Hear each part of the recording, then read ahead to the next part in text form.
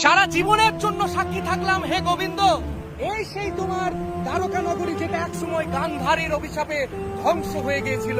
কিন্তু আজ এই 24 বছর বয়সে আমি তোমার সেই দ্বারকা নগরীতে এসে এইটুকু বুঝতে পারলাম যে জীবন যতটা আমরা ভাবছি ততটা নয়।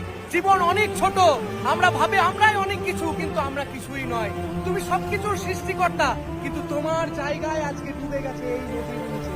আজ মানুষজন যারা নিজেদেরকে ভগবান ভাবছে, মানুষজনের মধ্যে যে পাখণ্ডে ভরে গেছে, সেই ধর্ম স্থাপন করার জন্য তোমাকে আবার আবার আসতে হবে এই ধরাধামে।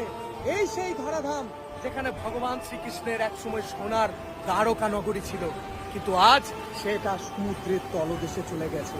কিন্তু আপনাদেরকে এই জীবিত অবস্থায় দর্শন করাচ্ছি ভগবান শ্রীকৃষ্ণের সেই নগরী, যেটা এই নদীর নিচে এখন বর্তমানে আছে, যেটা এই সমুদ্রের নিচে এখন বর্তমানে আছে। আপনারা তাই দর্শন করুন ভগবান শ্রীকৃষ্ণের সেই জায়গা।